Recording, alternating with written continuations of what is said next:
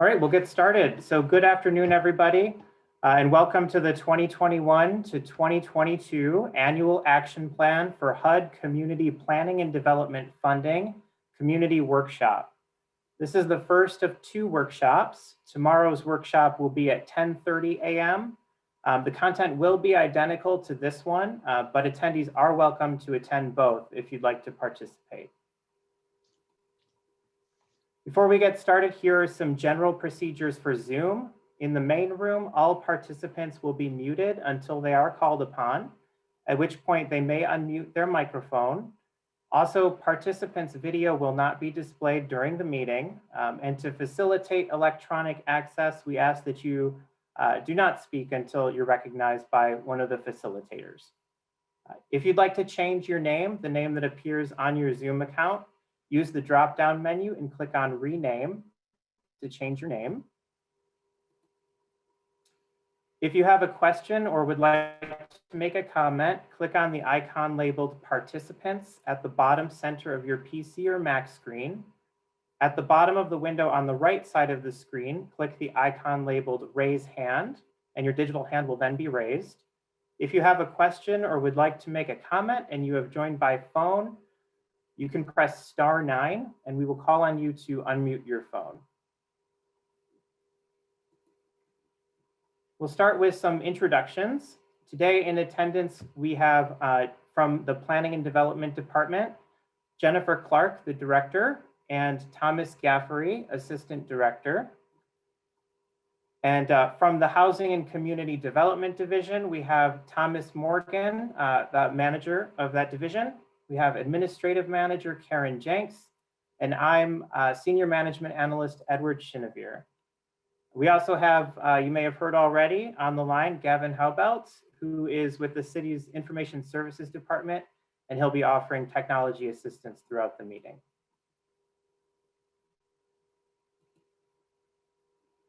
So we'll begin the presentation today by introducing the plan and the programs that we'll be discussing.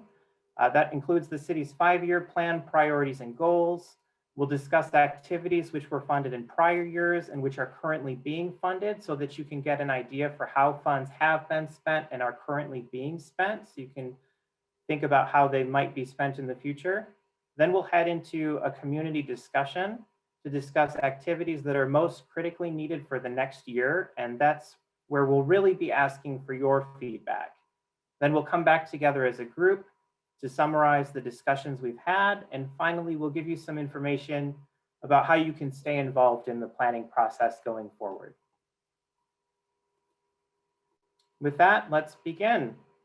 So HUD CPD, if you hear me refer to HUD CPD, that's the U.S. Department of Housing and Urban Development's Community Planning and Development Office, which provides us our federal entitlement funding.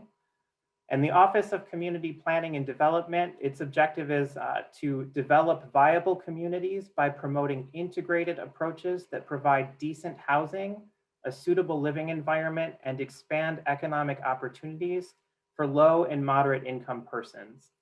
And the primary way that they do this is through the development of partnerships among all levels of government and the private sector, including for-profit and nonprofit organizations. And in the next slide, we'll talk about how the city partners with organizations and with HUD CPD to help meet those goals. The planning process for HUD CPD funding begins with the consolidated plan. That's a 5-year plan that HUD requires the city to prepare, outlining the key goals and how the city will generally allocate the funds provided by HUD to the city over the term of the 5 years. The city completed the most recent 5-year plan last year, and I know I've seen the attendee list. Many of you helped us prepare that plan. Then each year, the city will apply for funding from HUD through an annual action plan, which describes how that year's funds will be used to meet the needs of the public and the priorities outlined in the 5-year plan. The activities which are approved for funding in the annual action plan are then completed through agreements with community-based organizations and units of local government, or in the case of affordable housing development, with affordable housing developers. So either the city provides the services or projects, or will partner with an organization or other unit of government or developer to complete that project or service to meet the goals of the plan. As discussed on the previous slide, the activities we fund have to help meet the goals of that 5-year plan. So first, I'll tell you what those goals are, and we'll talk a little bit about each priority area. The first priority is to provide assistance for the homeless and those at risk of becoming homeless through safe, low-barrier shelter options, housing first collaborations, and associated supportive services. The city's 5-year goals include providing rental assistance or rapid rehousing assistance for at least 900 homeless persons, and to provide overnight shelter or street outreach services for at least 2,500 persons. We should note here that the city will also, of course, try to implement approaches that exceed these goals, and the city also receives funding from other sources, which we anticipate will allow us to deliver more activities and more accomplishments than the ones that are listed here, which are only associated with the HUD funding specifically, with the annual action plan funding.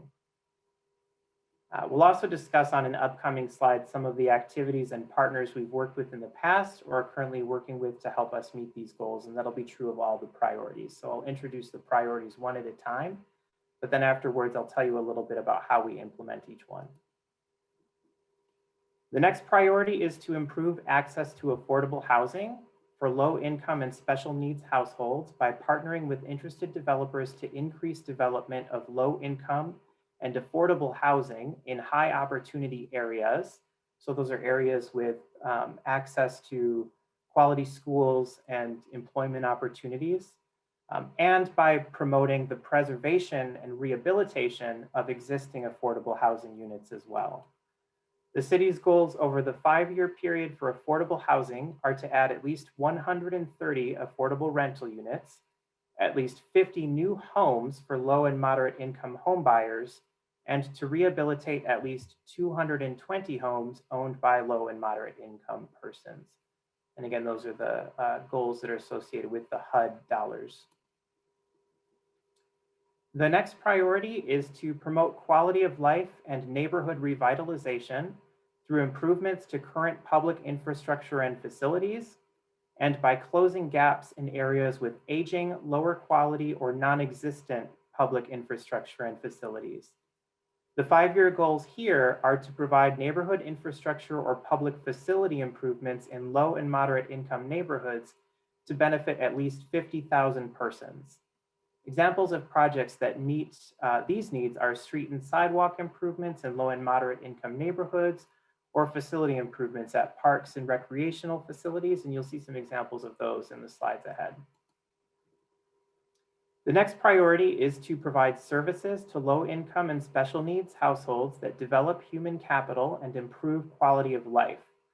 The services that we can use these funds to provide are very broad and include services for youth, seniors, health services, employment training services, childcare, drug abuse services, education, energy conservation, or recreation, among others. The 5-year goal here is to provide public services that directly benefit at least 11,300 people directly, and those are low or moderate income persons. Also, as part of this priority, the city has set aside a goal to provide technical assistance to low and moderate income entrepreneurs who are looking to start or expand their businesses within the city of Fresno, with a goal to assist at least 200 entrepreneurs. The final 2 goals are to provide services to residents and fair housing providers to advance fair housing. And we'll talk a little bit about how we're currently doing that on an upcoming slide. And the final priority is to plan and administer funding for community development, housing, and homelessness activities with improved transparency, increased community involvement, and full compliance with federal regulations. This last goal is very important to us to make sure that we not only meet all of the necessary rules and regulations, but also that we plan for these projects in a way that involves the community as much as possible in a transparent and open way. which is really why we're here today. Thank you so much for participating. To give you a little more of an idea about how these funds can be used, we'll talk briefly about how we've used them in the past and how we're currently using them. So we'll start with a quick review of the activities which were completed last year, meaning the 12 months that ended on June 30th, 2020. In the homelessness and homelessness prevention category priority area, we provided emergency shelter and street outreach services in partnership with Marjorie Mason Center and West Care, tenant-based rental assistance programs, which you might hear us refer to as TBRA. Those were provided by the Fresno Housing Authority and West Care, and homeless prevention services were provided by Turning Point of Central California and West Care as well.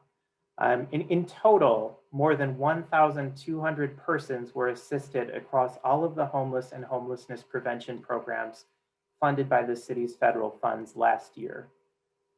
In the community services priority area, the Parks, After School, Recreation, and Community Services Department operated the city's after-school program at 10 city park locations.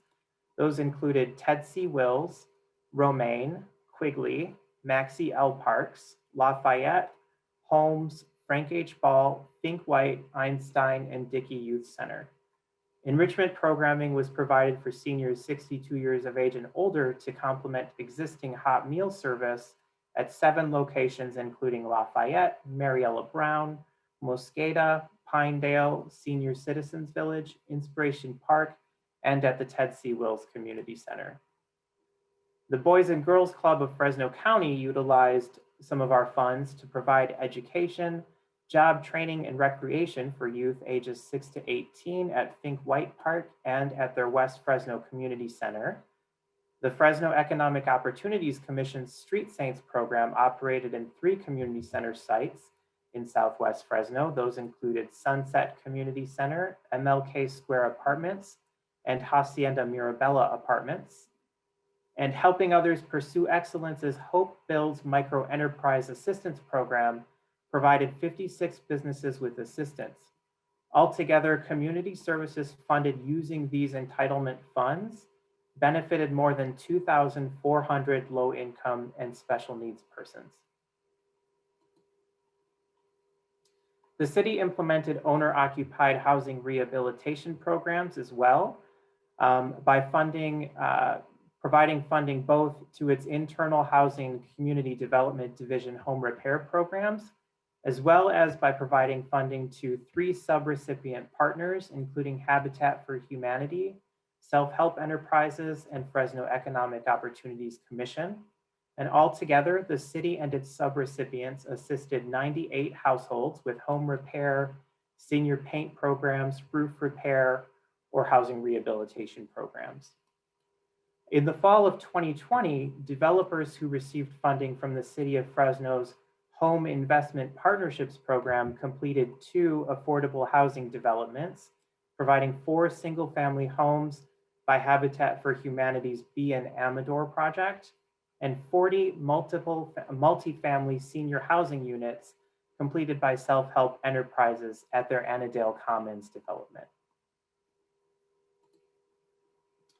Park facility improvements included Fink White Park, which received a new play structure, Holmes Park, which received funding for Americans with Disabilities Act remediation, Ted C. Wills Community Center, which received funding for various improvements, and Romaine Park, which received funding for improvements to doors and bathrooms. These projects combined benefited 43,320 residents in the nearby areas. The City of Fresno Public Works Department completed 2 roadway reconstruction projects utilizing our federal funds during the year. These included the Calwavine MLK neighborhood and Shields Dakota Crystal Hughes neighborhood projects, which benefited 15,040 nearby residents between the 2 of those projects. Both of those projects included pavement reconstruction, including complete pavement removal and reconstructing each pavement section. And in addition, city crews were able to repair curb ramps and gutters and improve ADA accessibility. and an overall neighborhood commute improvement. In addition, there were 2 nonprofit facilities who received funding for facility improvements which were completed during the program year, including the Marjorie Mason Center's Safe House bathroom renovation and a fire system upgrade at WestCare. We'll now discuss briefly the activities that were funded for the current year, which the city and its subrecipients are currently implementing. There's not as much detail here because we're in flight, but I'll tell you what we're doing in the current year. The current year, it began on July 20th, or on July 1st rather, 2020. And after we met with the community last winter, we used that input to develop the 5-year plan and to implement the first year of that plan. Funding was set aside for at least 26 new affordable housing units, which will be developed in partnership with affordable housing developers. Project selection for that funding is currently underway. Housing rehabilitation programs also continued to receive funding to offer assistance to homeowners with low incomes to repair and rehabilitate their homes. In addition to the city's own rehabilitation program, Habitat for Humanity and self-help enterprises were also awarded funds to provide home repair and rehabilitation programs. And in total, 54 households are expected to benefit from those programs in the current year. The city's annual funding for homeless and homelessness prevention programs was awarded to Pavarello House for their Homeless Outreach Progressive Engagement Program and rapid rehousing programs, as well as to WestCare California and their Project Unite program, which offers both rapid rehousing and homeless prevention services. And finally, to the Fresno Housing Authority, who provide rental assistance through the tenant-based rental assistance program. Community services being funded in the current year include continued funding for after-school programs for youth from low and moderate income families at 10 neighborhood and community centers, and senior programs at 7 centers. Those are the same city facilities we discussed for last year's funding. And funding was also awarded to the Boys and Girls Club to provide education, job training, and recreation to youth at their East and West locations, and to Stone Soup Fresno's Family Forward program, which connects adults with community resources and job training. Finally, the Fresno Area Hispanic Foundation's Womanpreneur program received funding for their program, which is designed to assist low-income women entrepreneurs to establish and grow their businesses. I'll take a moment here to note that all of these programs are operating in the current year, even though many have had to adapt their operations in light of the pandemic. Many have shifted to part physical, part virtual, and that, of course, has changed as the situation has changed.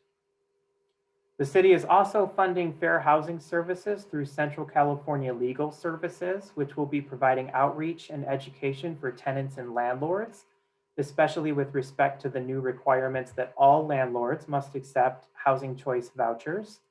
And the Community Housing Council of Fresno will be conducting a series of fair housing workshops, primarily for prospective home buyers and real estate and finance professionals among the general public as well.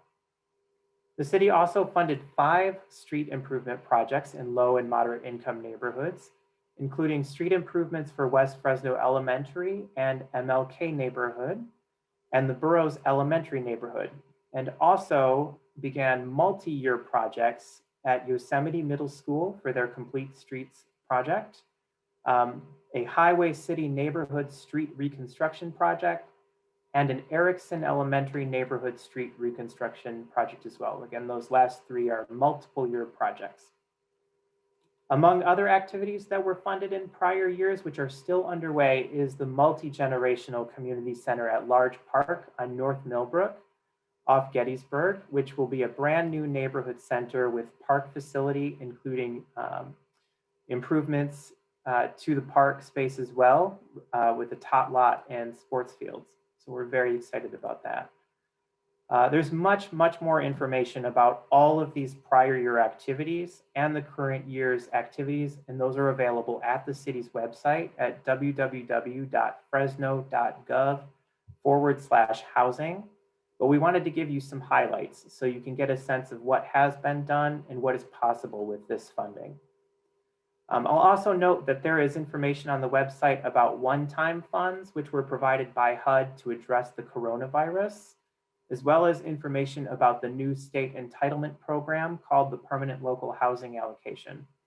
While today's conversation is about the annual HUD entitlement funds only that are programmed and planned through that annual action plan, if you express needs that can be met with other funding sources, of course, we will make sure to pass that information along to the appropriate team members.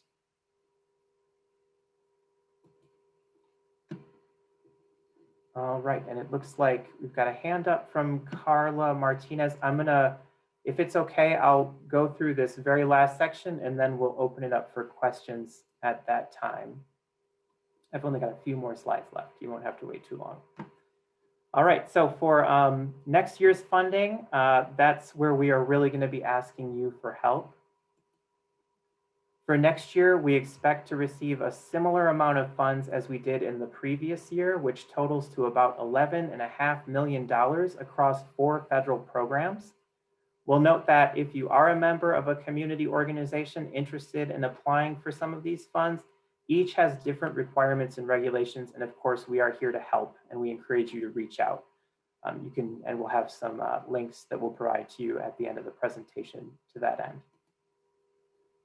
With that, I'll quickly go over the expectations for the community discussion, and then I'll pause briefly for questions. For the community discussion, our host, Gavin, will separate us into breakout rooms for an approximately 50-minute discussion where you'll have the ability to unmute your microphones and provide input. Each room will have a city staff facilitator who will ask questions, keep time, and make sure everyone's input is heard. Afterward, we'll ask one person from each breakout room to share 1 or 2 topics that came up in the group discussion. And all of your input will be recorded by city staff and taken into consideration during plan development. The goal for the discussions specifically are to answer the questions: what specifically should the city do next year to address the community's priorities? As part of that, what are the community's needs right now? And what specific activities should the city fund to address those needs? Pop over this one here. Whoops, sorry, got a little ahead of myself. All right, so I will pause now for questions. Carla, I think I saw your hand go down. If you still have a question, please raise your hand.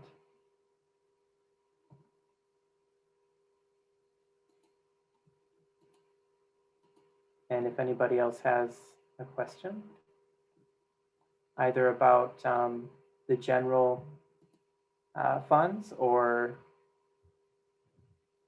about the community discussion that we're about to have. And I will pause for just 1 second.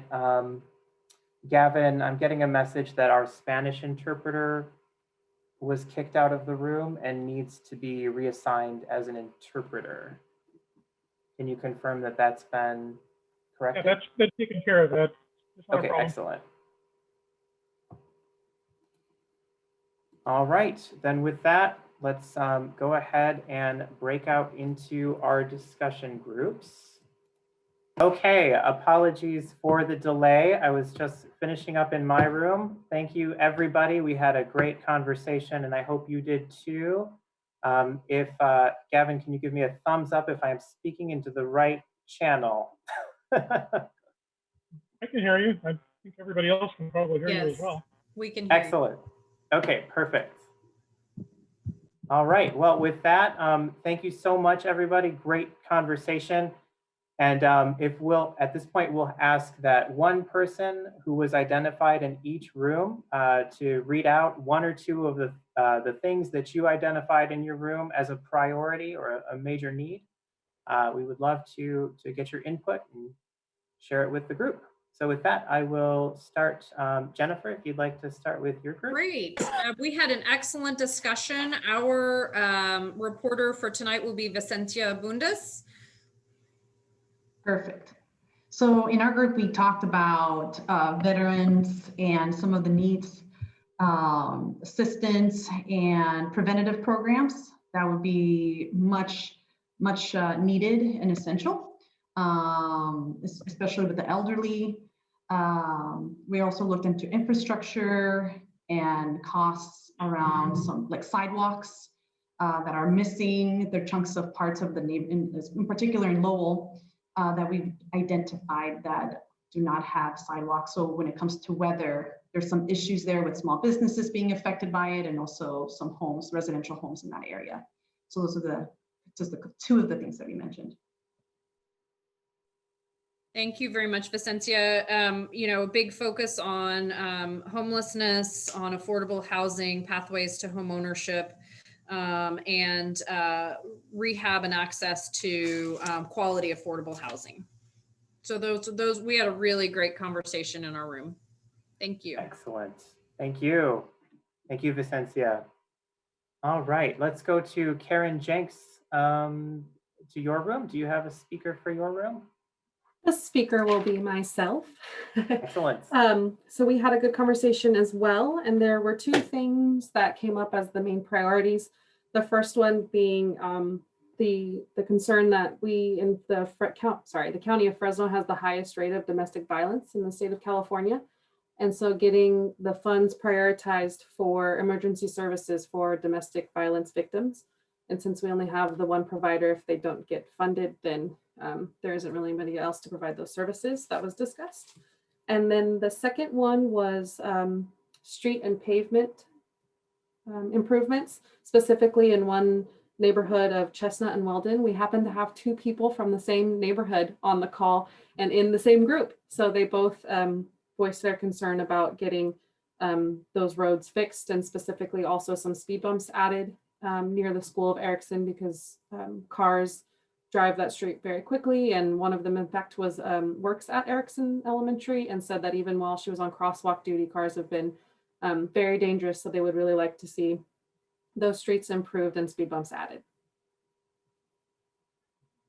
Great, thank you. All right, and Tom Morgan, how about for your room? Do you have a speaker?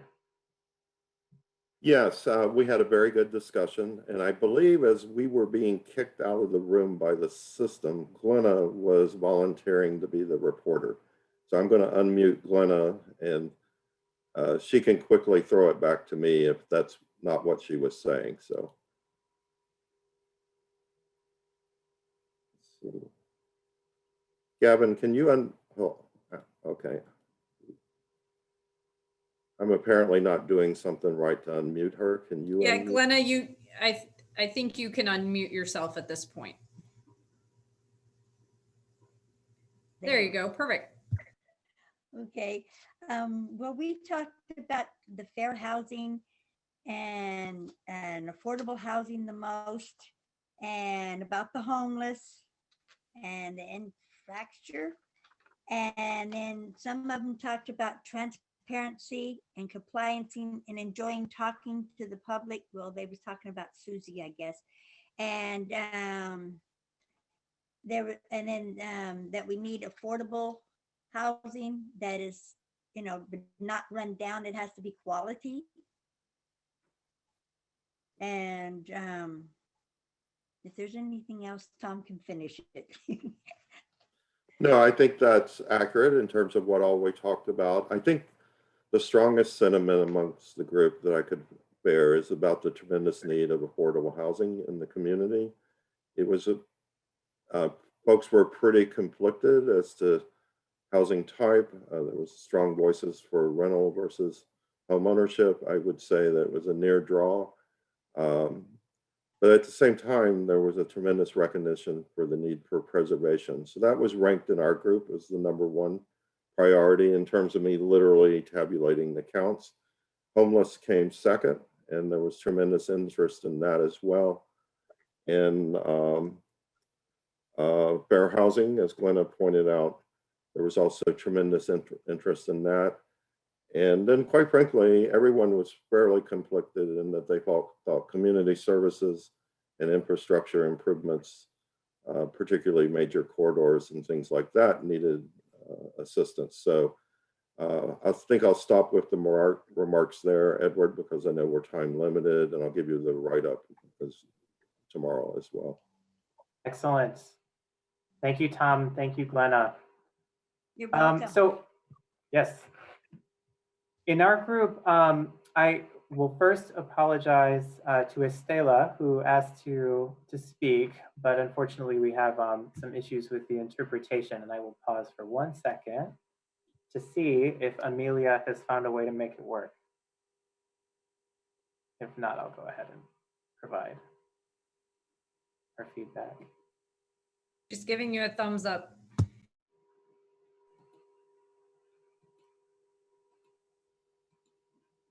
All right. I'm gonna give you 1 second if you have a solution to type in the chat box, maybe.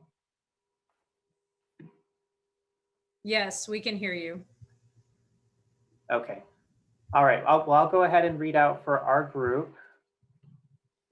So we had a really great conversation, and a lot of the conversation in our group was around street and sidewalk improvements. There was a lot of emphasis on streets that were in disrepair with potholes and with unsafe crosswalks in particular. There were several locations mentioned. I won't go through all of them in detail, but I've got all of those locations written down, and really appreciate the group for providing all of that specific information about those dangerous sidewalks, dangerous crosswalks, lack of street lighting. There was also a lot of conversation about garbage in the streets and what could we do about that. So we did speak a lot about that. And the other category that I think we spent a lot of time on was affordable housing and housing sort of criteria for landlords who are renting to folks who are deaf and hard of hearing, to make sure they have the education in place, that they know what is available in terms of fire alarms, that strobe, and things like that, just to make sure they know what they ought to provide for folks who are deaf and hard of hearing, and maybe that they have the resources to provide that. So those were some of the key things that came up in my group. And with that, I will thank everyone, and I'm going to go ahead and share my screen again, and we will talk a little bit about how to stay involved as we move forward. All right, so everybody see my screen? Karen, give me a thumbs up. I see a head shake, great. All right, so let's talk a little bit about how you can stay involved in this planning process as we move forward. All right, so on the screen here, you'll see the schedule for the development and approval of the annual action plan. Coming up next, we have a City Council Community Needs public hearing that will be on January 28th at 10:05 a.m. or thereafter. We'd like to invite each of you to participate in that hearing. Comments that are submitted during that City Council public hearing are very important. They'll be officially recorded with the plan, and also the comments will be considered by the City Council, which must approve the final plan before we submit it to HUD. So we would definitely very strongly encourage you, if you have the time and availability. I know City Council can be slightly unpredictable, but around 10:05 a.m. or thereafter is when we expect that public hearing on January 28th. Following that public hearing, we'll prepare a notice of funding availability. And what that is essentially it'll publish to the community, here are the funds that are available, and here are the activities that we would like to request applications for. And so from there, then city departments and divisions, other units of local government, as well as community-based organizations can submit applications for that federal funding. We will also announce some technical assistance webinars and opportunities for organizations to receive support in preparing those applications. There's a lot of criteria with regard to federal entitlement funding, so we definitely want to make ourselves available should any community organizations require assistance in preparing their applications. So look out for that if you represent an organization or are aware of an organization who might be interested. Definitely bookmark our website, and we should be posting soon the dates for those technical assistance webinars to provide assistance in response to that notice of funding availability for applications. And also, if you email hcdd@fresno.gov, we will put you on a mailing list and notify you when things like that become available.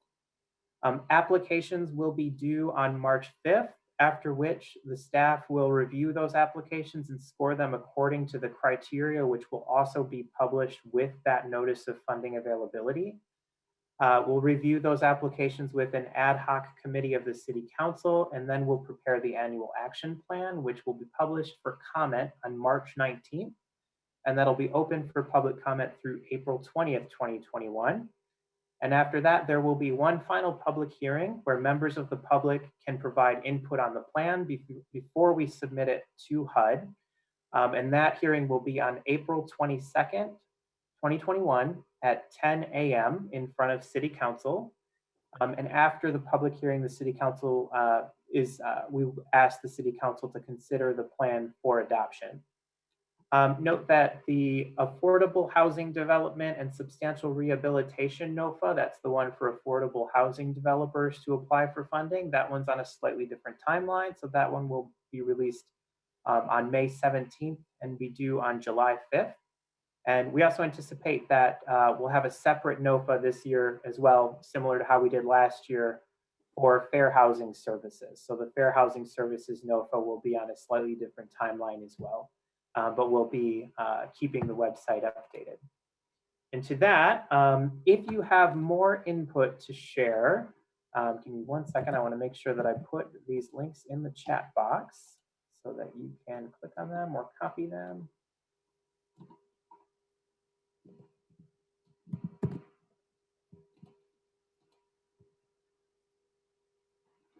Nope, let me see if I, there we go, chat. Excellent. Okay, so I put some links in the chat box. And those links are some additional ways that you can provide input. We welcome and encourage all of your input. And the key ways that you can do that are first, we very much, like I said, I will reiterate again, if you can attend the public hearing, we would love to have you there and have you address the City Council on January 28th. You can find the instructions on how to participate in the public hearing.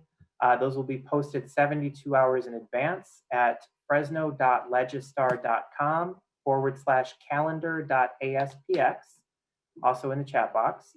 You can also submit input by web survey.